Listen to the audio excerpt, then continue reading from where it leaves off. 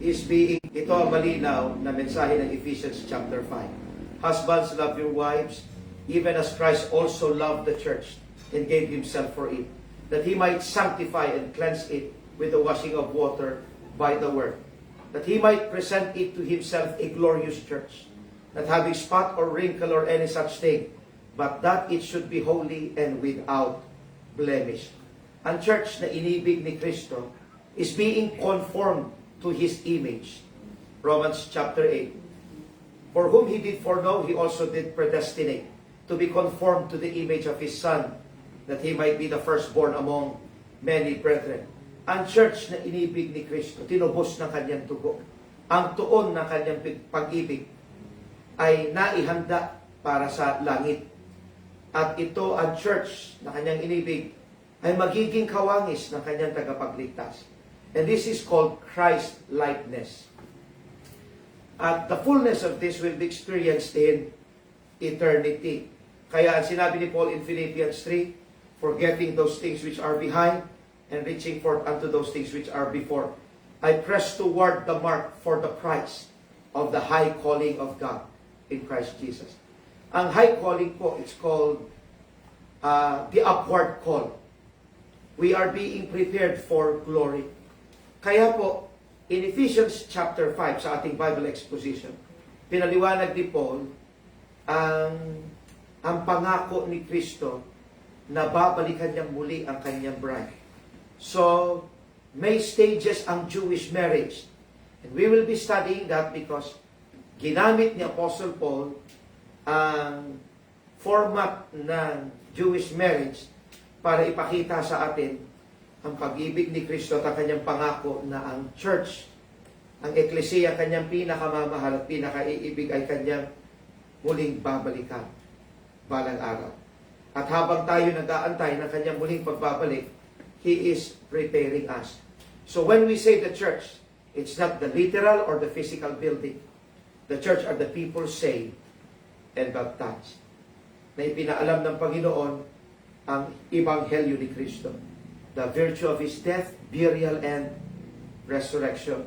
So kung tayo ay tinubos ng dugo at ng dugo ng Panginoong Jesus, at tayo ay kanyang inibig, at tayo ay kanyang inihahanda para sa langit, we have all the reason to rejoice. Rejoice in the Lord always. And again I say, rejoice. And we also need to be forgiving, loving, humble, caring, sapagkat inaantay natin ang muling pagbabalik ng ating Panginoon at tagapagligtas. Sa mga bago po sa aming only platform, ginagawa po namin ang one verse at a time every Friday night. We expound according to the rule of the flow of context within the given chapter and within the given verse. Kaya po titignan natin ang Ephesians chapter 5 patungkol sa that He might present it to Himself a glorious church. Kami po ay nanalangin na bago pa tayo nagsimula. Kaya ang gagawin po natin, aawit lang po tayo ng isa, then we will be reading Ephesians 5 verses 22 hanggang 33. Awitin po natin ang isang awit. Crown Him with many crowns. We crown our Lord and Savior with many crowns. Ang corona ni Jesus Christ is called diadem. It's a crown with many crowns. So that's a mystery. Hindi natin lubos maunawaan yan. How can one crown be many crowns? At only Jesus wears that crown. Kaya awitan natin siya na crown Him with many crowns.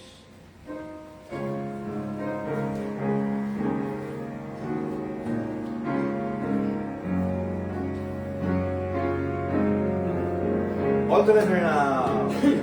Crown Him with many crowns, the Lamb upon His throne.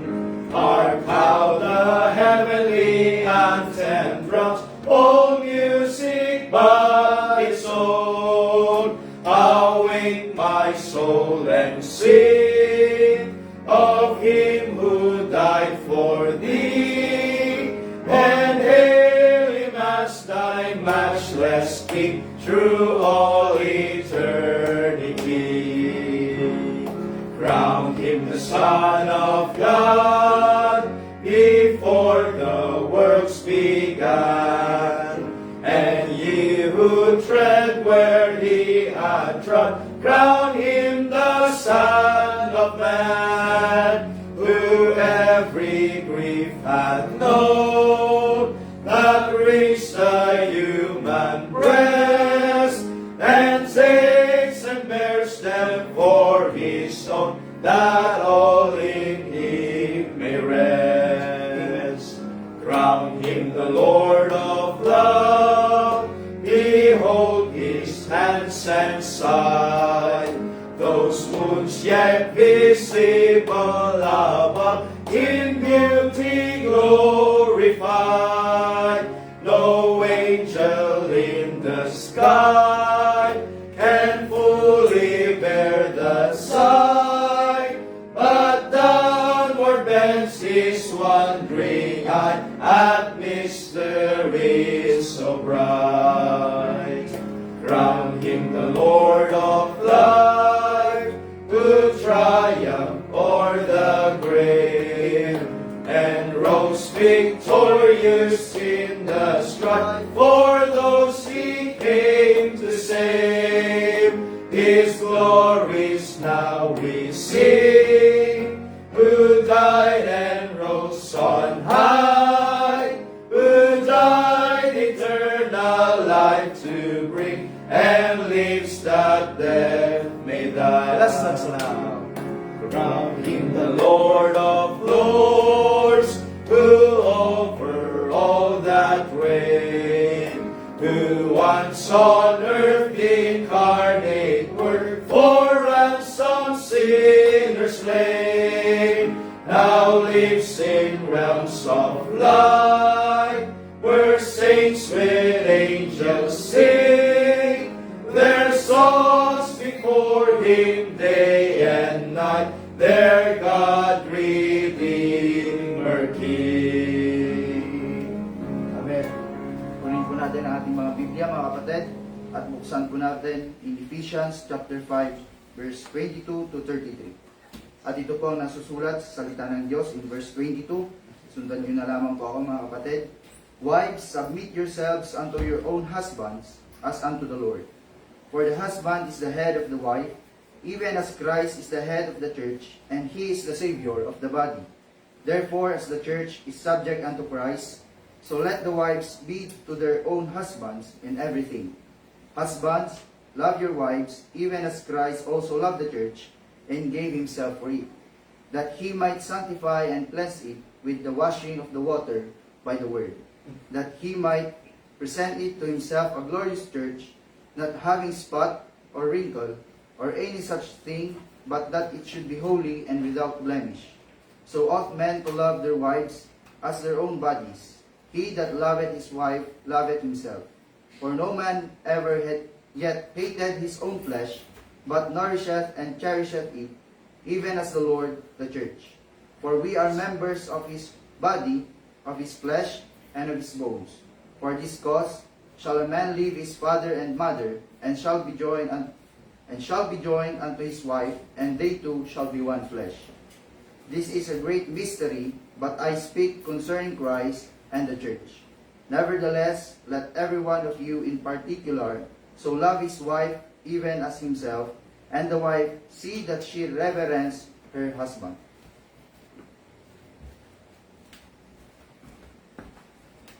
Diretso na po tayo sa ating pag-aaral ng salita ng Panginoon. Our one verse begins in verse 25. Husbands, love your wives even as Christ also loved the church and gave himself for it, that he might sanctify and cleanse it with the washing of water by the word, that he might present it to himself a glorious church, that he might present it sa kanyang sarili. He might present it to himself a glorious church, not having spot or wrinkle, walang dumi o kulugo, o wrinkle, kulubot, or any such thing, but that it should be holy and without blemish. ang naghanda sa bride ay yung bridegroom mismo. That he might present it to himself a glorious church. Kung kayo po'y kasama namin nakatayo, maari na po tayong maupo, mga kapatid. The church is being prepared for glory. Hindi tayo mga taong pinabayaan sapagkat we are the object, ang layo ng kanyang pag-ibig at ang imbakan ng buong biyaya. Ang phrase na that he might present it to himself a glorious church, ginamit ni Paul ang Jewish marriage process bilang background ng Ephesians chapter 5 para i-illustrate ang pag-ibig ng Panginoong Hesus sa kanyang pinakamamahal na eklesiya, the church. So tingnan natin yung Jewish process at itatapat natin sa ginawa ni Kristo. May pagkakaiba.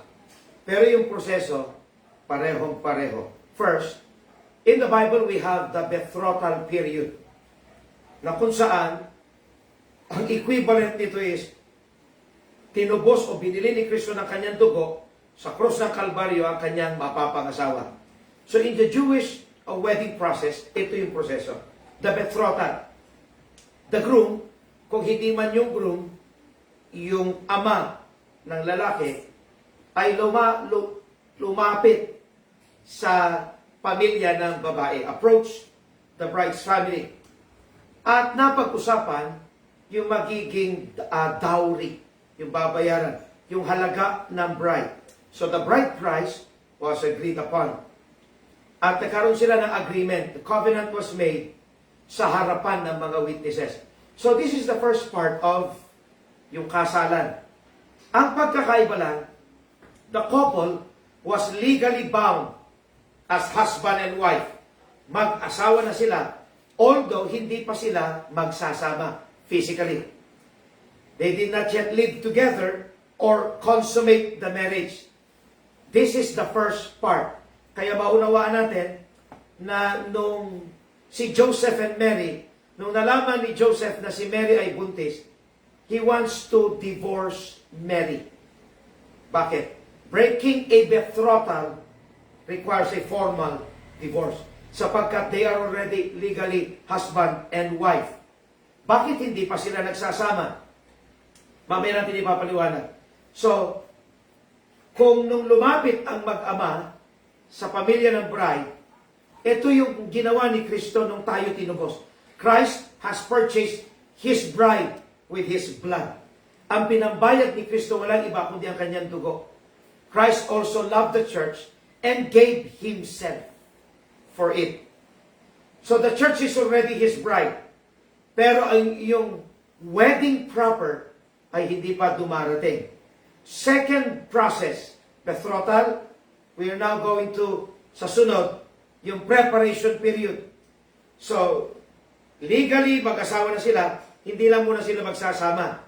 So, yung lalaki, aalis muna. So, Christ ascended to heaven. Pagkatapos ng betrothal period, the groom returned to his father's house. At ang kanyang trabaho ay maghanda ng matutuluyan o bahay nila ng kanyang bride. Does that sound familiar? John chapter 14 verse 1. In my Father's house are many mansions. If it were not so, I would have told you. I go to prepare a place for you. At pagkatapos, this period usually lasted about 1 year lang sa Jewish marriage. So habang nag-aantay yung bride, inihahanda ng bride ang kanyang sarili. At nagpapakatapat siya. She remained faithful. Made wedding garments. At inaantay niya ang muling pagbabalik ng kanyang groom. At hindi niya alam yung exact date o kailan babalik ang kanyang asawa. The groom ay darating lamang kapag ka-dineclare na ng ama na ang lahat ay handa na. And so, in John chapter 14, verses 1 to 3, yung salita ni Jesus Christ ay larawan ng marriage process.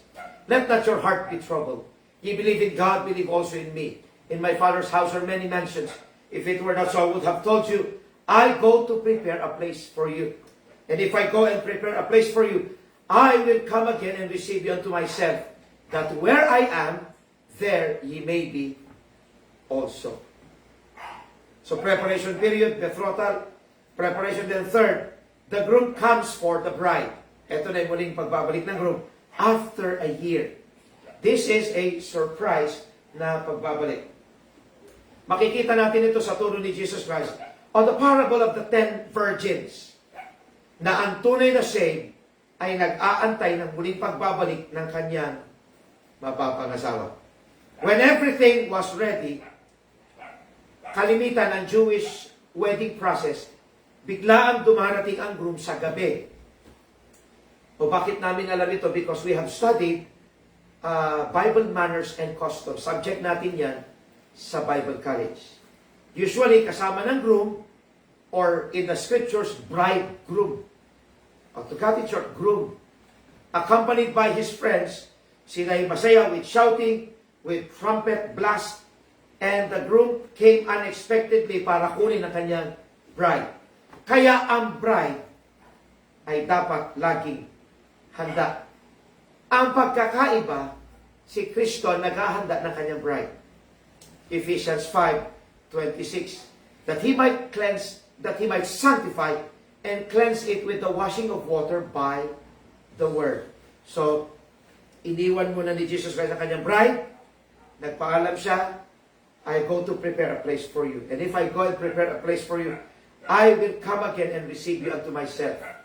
Hindi po Israel ang bride ni Kristo, sapagkat malinaw po sa Ephesians 5, the bride of Christ is the church. Ngayon, nung kinuha na ng lalaki ang kanyang bride, here comes now the procession. Ang bride will now leave her father's house. The bride left her father's house. I go to prepare a place for you, John 14. And if I go and prepare a place for you, I will come again. And I will come again and receive you unto myself. Na kung saan man ako, nandoon ka rin. She joined the group in a joyful procession. So nagsasaya na to his father's home. Ang lahat nagsasaya at nagsiselebrate.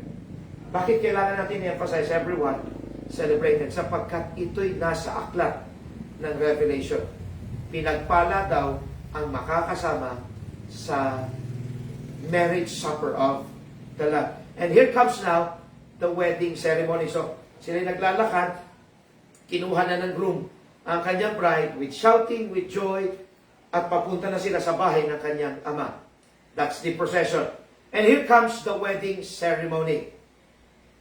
Pagkarating nila sa bahay ng kanyang ama, only after arriving did the formal marriage celebration mangyayari. Revelation 19:7. Let us be glad and rejoice and give honor to him, for the marriage of the Lamb is come, and his wife hath made herself ready. Handa na ang bride. Ang pagkakaiba ulit, ang naghanda sa bride, si Jesus Christ. Sa Jewish wedding process, ang naghahanda ng wedding garment yung bride. Ang nagbigay ng wedding garment sa bride, si Kristo. Ang naghanda sa bride, si Kristo. Wala tayong bahagi sa ating kaligtasan. It's all purely the work of grace sa ating buhay. The bride now was publicly presented. So inihayag na ang bride sa kanyang ama. Pero dito sa Ephesians 5, this is the background of Ephesians 5:27. Ang pagkakaiba, the bride is presented to himself sa groom, that he might present it to himself, a glorious church. The Greek word present, ito'y meaning to present formally or place before someone. Ihaharap mo yung bride, someone who is glorious. Revelation 19:8. And to her was granted that she should be arrayed in fine linen, clean and white, for the fine linen is the righteousness of saints. That's the righteousness na idinamit ni Kristo sa lahat ng kanyang tinubos. So imagine now, pagsamahin natin ang Jewish bride and wedding procession sa kanyang presentation. So imagine a bride, ang na siya'y nadamitan, beautifully adorned, being led before the bridegroom.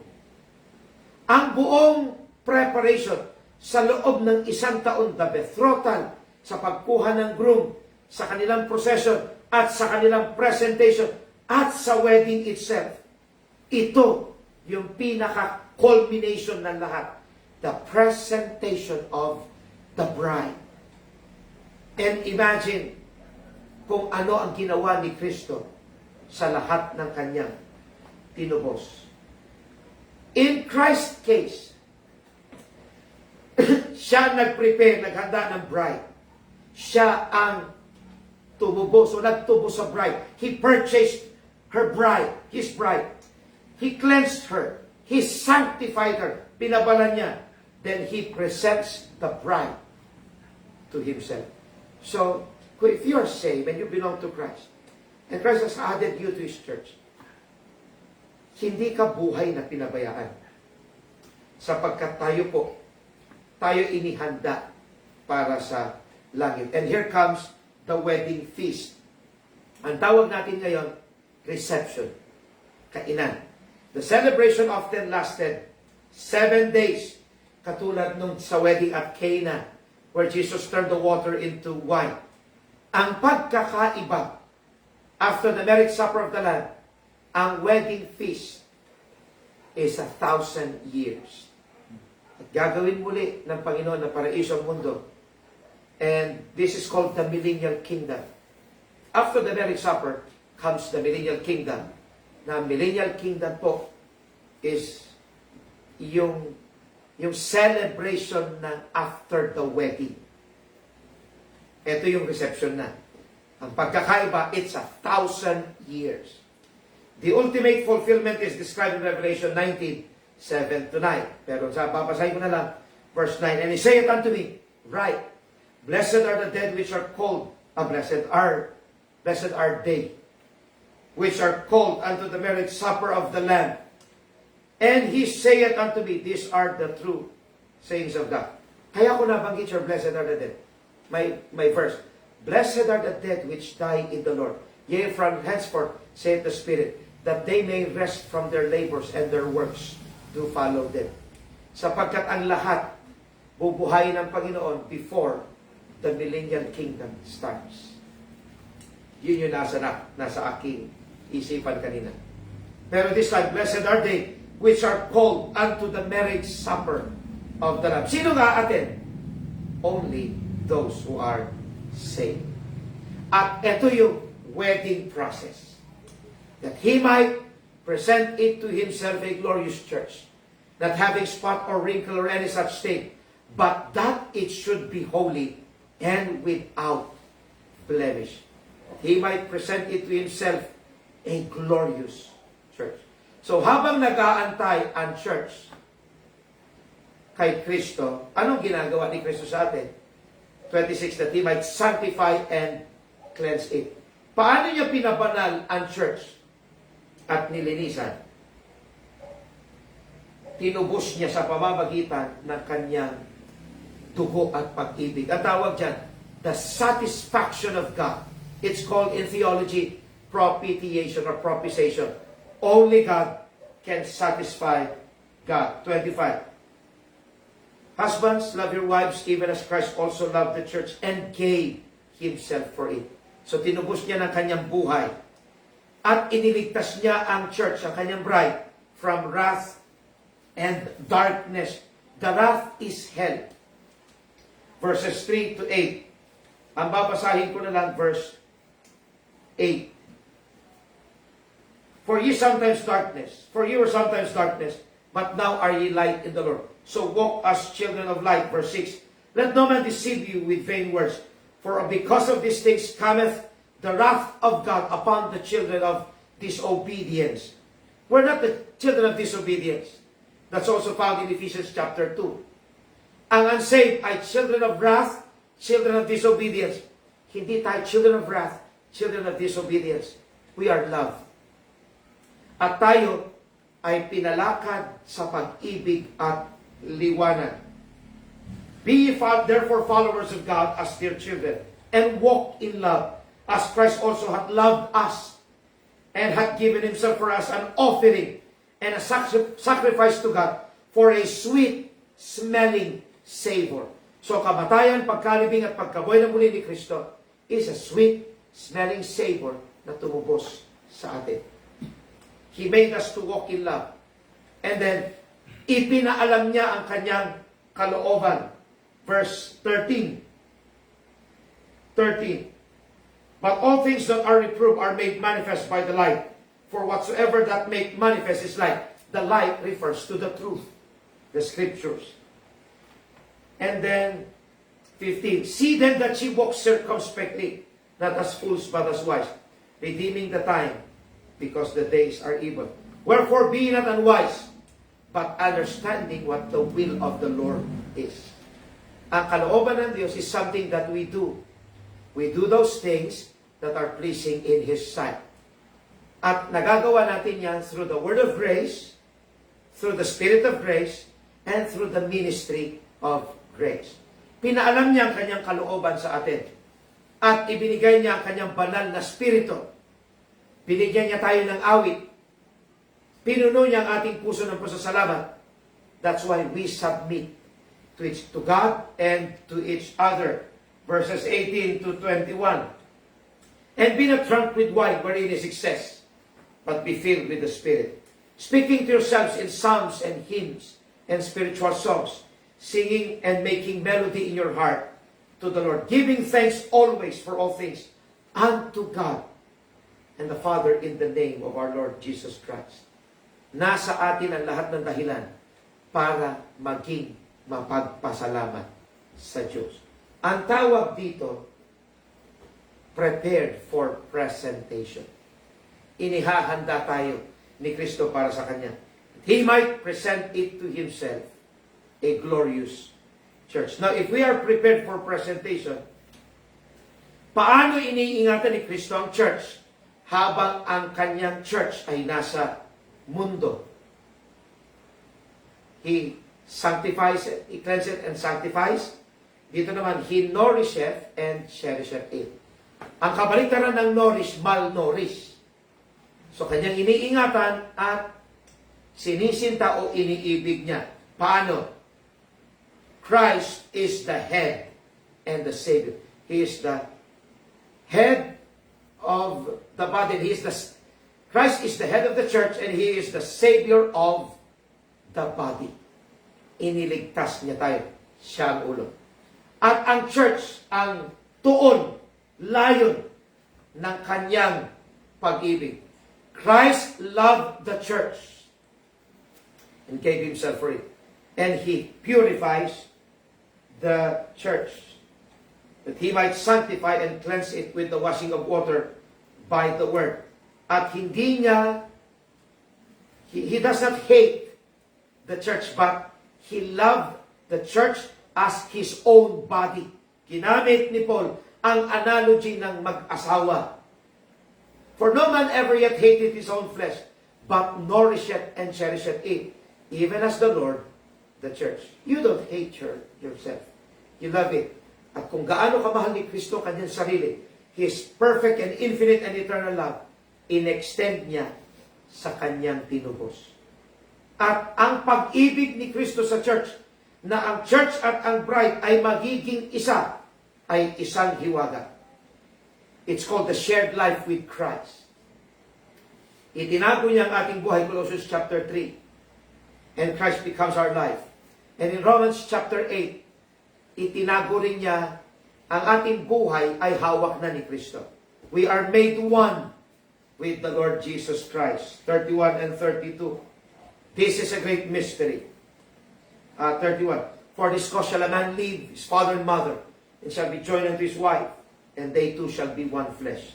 This is a great mystery, but I speak concerning Christ. and the church. Ang lahat ng ginawa ni Kristo para sa church ay preparation for presentation. So kanyang pinapakain at iniibig ng kanyang biyaya at ng kanyang pag-ibig. Now, ang tanong, if the church is being prepared for presentation, because there are those who say, na ako ay saved and I belong to the church. May warning si Apostle Paul. Ano ang behavior ng lahat ng nakay Kristo na tunay na tinubos sa kasalanan at itinagdag sa kanyang eklesiya? Ano ang tunay na pag-uugali? In verses 1 to 5, ibinigay ni Paul ang kapahayagan, the manifestations of the new birth sa pamamagitan ng kabanalan, sanctification, and Christ-likeness. Allow me to read. Be followers of God as dear children, and walk in love as Christ also hath loved us, and hath given himself for us an offering and a sacrifice to God for a sweet-smelling savor. But fornication and all uncleanness or covetousness, let it not be once named among you as becometh saints. Neither filthiness, nor foolish talking, nor jesting, which are not convenient, but rather giving of thanks. For this you know, that no whoremonger, nor unclean person, nor covetous man, who is an idolater, hath any inheritance in the kingdom of Christ and of God. Kung ikaw ay tunay na saved, makikita sa lakad mo. So there's a dangerous warning in verse 6. Let no man deceive you with vain words, for because of these things cometh the wrath of God upon the children of disobedience. Verse 6 ay may strong warning ang Panginoon. At ito ang paliwanag. Walang Kristiyanong hindi magkakasala sa kasalukuyang buhay na ito.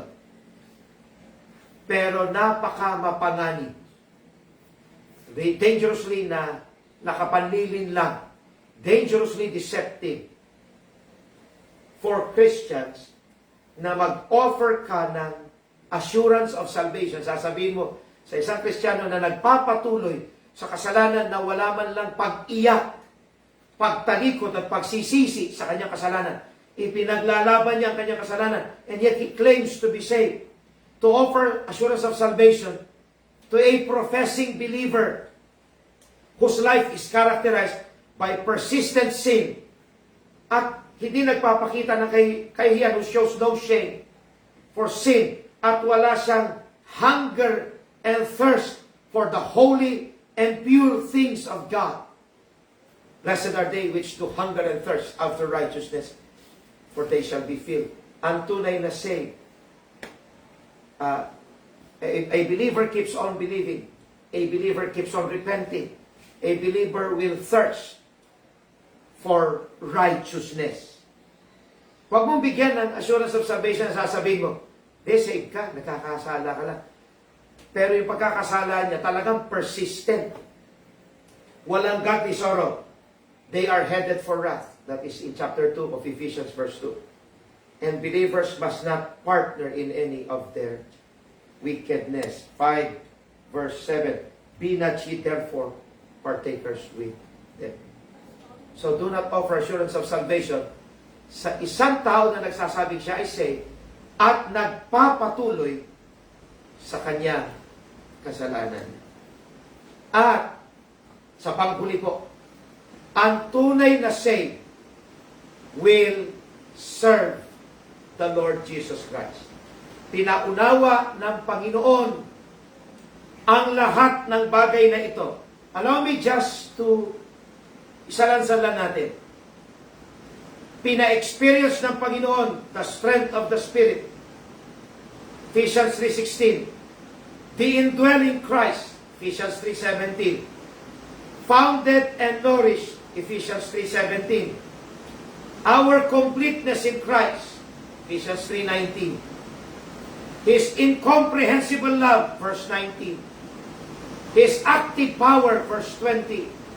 His glory is in the church. Paano natin tinanggap yan? Binigay niya sa atin ang gospel. Dinagdag niya tayo sa kanyang church, which is His body. That the Gentiles should be fellow heirs and of the same body and partakers of His promise in Christ by the gospel. Nasa Ephesians tayo. Pinaalam niya ang glorious na ministry. Sapagkat ang tunay na saved, hindi lang lalakad ng malinis at kaaya-aya sa Panginoon. Gagawin din niya kalooban ng Diyos. That's the work of the ministry. At ipinaunawa niya walang sukat na kayamanan ng Ebanghelyo. And inihayag niyang hiwaga na tayo itinagdag niya sa kanyang katawan. At ang kanyang wisdom when He bought us, He redeemed us, and His eternal purpose. Unto Him be glory in the church. Kaya ang lahat ng to, pagsalubungin natin, the strength of the Spirit, the indwelling Christ, our completeness in Christ, His glory, the gospel, His body, the church, the ministry, the unsearchable riches, the mystery, the wisdom of God, and the eternal purpose. Ang lahat ng ito ay dahil sa pag-ibig ni Kristo sa Kanyang breath. Hindi maaari na hindi niya tayo i-represent sa Kanyang sarili na glorious. At kung ikaw naman ay tunay na saved, dito po tayo magtatapos. Sapagkat I need to emphasize this because I want to give emphasis on the ministry na ibinigay. Ephesians 4:15 and 16. But speaking the truth in love may grow up into Him in all things, which is the head, even Christ, from whom the whole body fitly joined together and compacted by that which every joint supplieth, according to the effectual working in the measure of every part, maketh increase of the body unto the edifying of itself in love. Kung si Kristo, kung ang church ang katawan, si Kristo ang ulo, at itinagdag kanya, ito ang mangyayari. The picture of the church is likened to a body. Si Kristo ang ulo. Ephesians tayo 4:15. Christ is the head of the church. Ikalawa, ang body parts fitly joined together. Kaya wala pong mata na nasa likod, ilong na nasa paa. Maayos ang pagkakagawa ng Diyos. Fitly joined together, 4:16. And then third, every body part ay may kayang gawin. At pag kumilos ang bawat body part, they all work na mabisa. Pag binuksan ang mata, they work effectually. According to the effectual working in the measure of every part, we are the parts of the body. Tinagdag niya tayo. At pagka ang katawan kumilos, ang sangkap ng katawan kumilos, ang nakikinabang katawan, tayo din ang pinagpapala. So, Ephesians 4:16, make it increase of the body. So the church is likened to a body. Therefore, the church must function as a body. So, apat lang na declared implied truths. Ang purpose ng Diyos ay para sa ikalalago ng katawan. Ang church ay, ang katawan ay lumalago kung ang lahat ng sangkap ng katawan kumikilos sa gawain ng paglilingkod. At itinalaga ng Diyos ang bawat body parts for specific functions. At habang tayo kumikilos, God gives more grace. Hindi tayo iniligtas, tinubos para walang gawin. Habang inaantay ng bride ang kanyang groom, hindi lang niya inihahanda kanyang sarili, naglalakad din ang bride sa kalooban ni Kristo. Because we are being prepared for presentation. At lahat ng kailangan natin, love, He is the Savior, loved as His own body, and He made us one, shared life with Christ. Kaya po, ang lahat is for the edification sa ikabubuti ng katawan. The will of God is that you do what His Word commands you to do. And while you do that, you do the things that are pleasing in His sight. That He might present it to Himself a glorious church, not having spot or wrinkle or any such thing, but that it should be holy and without blemish. Imagine a bride. Nabi, he's beautifully adorned, being led to the bridegroom. Ang entire preparation for the whole year ay para sa presentation. Ang pagkakaiba lang ng Jewish bride sa darating na Panginoon natin. In Christ's case, si Kristo ang naghanda ng bride. He purchased her, He cleansed her, He sanctified her, then He presents her to Himself. Kaya hindi po tayo buhay na pinabayaan. Imposible na ikaw, kung tunay ikaw, na ikaw ay tunay na saved, and Christ has added you to His body, hindi maaaring hindi mo siya iibigin at gagawin ang kanyang kalooban. Hindi lang tayo niligtas, tinubos din tayo. Iniligtas tayo sa kasalanan. Tinubos tayo to give Him glory. And we do those things that are pleasing in His sight. Lagi kong sinasabi ito. We have only one life to live. One shot to take in this life. And He wants us to bring and give Him glory. The chief end of man is to give God the glory and enjoy Him forever. The ministry is full of mercy and it's full of grace. At siya na kalooban ng Panginoon. Tayo bilang church ay kumikilos sang-ayon sa word of grace, sa spirit of grace, through the ministry of grace. Maraming salamat po, and may the good Lord find you faithful. Share the video also, and who knows, baka may mga mapalakas po dyan, at ang intention is to expound the scriptures. Share us also your pictures so we could rejoice with you. God bless you, mga minamahal.